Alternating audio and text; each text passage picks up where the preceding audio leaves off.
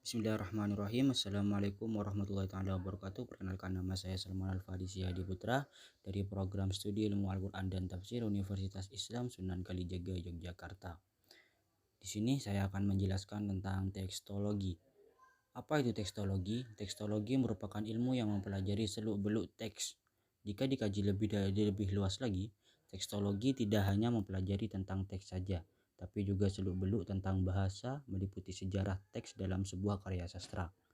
Nah, alangkah baiknya kita juga mengenal tentang teks. Apa itu teks? Teks merupakan lisan atau tulisan atau juga cetakan. Nah, isi teks itu berupa apa saja? Berupa ide dan amanat pengarang kepada pembaca. Nah, di sini terdapat 10 prinsip tekstologi. Yang pertama, tekstologi menyelidiki sejarah teks suatu karya. Jadi tekstologi menyelidiki sejarah-sejarah teks suatu karya. Dan yang kedua, dimulai dari penyuntingan. Jadi tekstologi itu harus melalui beberapa penyuntingan. Yang ketiga, edisi teks harus menggambarkan sejarahnya. Yang keempat, tidak ada kenyataan tekstologis tanpa penjelasan. Yang kelima, secara metodis perubahan secara sadar harus didahulukan daripada kekeliruan. Yang keenam, teks diteliti sebagai keseluruhan. Yang ketujuh, bahan yang mengiringi teks harus diteliti pula. Yang kedelapan, prinsip yang kedelapan, perlu diteliti pula sejarah teks dari karya lain. Yang kesembilan, penyalin dan lembaga penyalinan harus diteliti pula.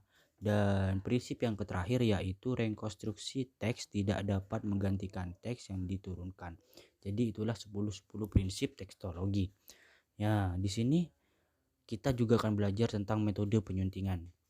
Metode penyuntingan terdapat dua, yaitu edisi naskah tunggal dan edisi naskah jamak. Apa itu edisi naskah tunggal? Edisi naskah tunggal ialah metode edisi naskah yang dapat ditentukan sebagai naskah tunggal atau disebut juga sebagai Codex Unicus jika setelah dilakukan penelusuran keberadaan teks sebagai tempat penyimpanan naskah ternyata memang hanya naskah yang ditemukan itulah satu-satunya naskah yang ada. Jadi seperti itu, hanya satu teks dan satu naskah tersebut. Itu yang disebut edisi naskah tunggal. Menurut Robson, ada dua cara dalam naskah tunggal. Yang pertama, edisi diplomatik dan edisi standar atau kritik. Apa itu edisi diplomatik? Edisi diplomatik yaitu menerbitkan satu naskah seteliti-telitinya tanpa mengadakan perubahan. Edisi diplomatik yang baik adalah hasil pembacaan yang teliti oleh seorang pembaca yang ahli dan berpengalaman. Jadi itulah yang dimaksud dengan edisi diplomatik dalam edisi naskah tunggal. Terus yang kedua, edisi standar kritik. Apa itu edisi standar kritik? Edisi standar kritik yaitu menerbitkan naskah dengan membetulkan kesalahan sekecil dan ketidakkajegan, sedangkan ejaannya disesuaikan dengan ketentuan yang berlaku. Diadakan pembagian kata, pembagian kalimat, digunakan huruf besar, punktuasi dan diberikan pula komentar mengenai kesalahan-kesalahan teks.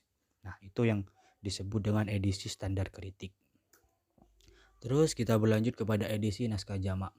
Berbeda dengan edisi naskah tunggal, metode naskah jamak adalah metode kritik teks yang menggunakan beberapa naskah varian.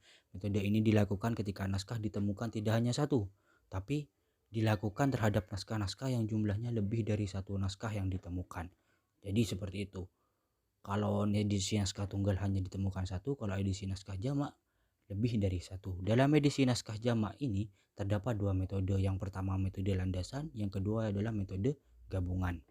Metode landasan, metode ini di sini saya akan menjelaskan tentang metode landasan. Metode ini diterapkan apabila menurut tafsiran ada satu atau segolongan naskah yang unggul kualitasnya dibandingkan dengan naskah-naskah yang diperiksa dari sudut bahasa, kesastraan, sejarah, dan lain sebagainya, sehingga dapat dinyatakan sebagai naskah yang mengandung paling banyak bacaan yang baik. Jadi itu yang disebut metode landasan. Nah, yang kedua yaitu metode gabungan. Metode ini dipakai apabila nilai naskah menurut tafsiran filologi semuanya hampir sama. Perbedaan antar naskah tidak besar walaupun ada perbedaan, tetapi hal itu tidak mempengaruhi teks pada umumnya. Yang dipilih adalah bacaan mayoritas atau dasar perkiraan bahwa jumlah naskah yang banyak itu merupakan saksi bacaan yang betul. Jadi itu yang saya bisa dapat jelaskan tentang tekstologi. Mungkin hanya itu dari saya. Kurang lebihnya mohon maaf. Wassalamualaikum warahmatullahi taala wabarakatuh.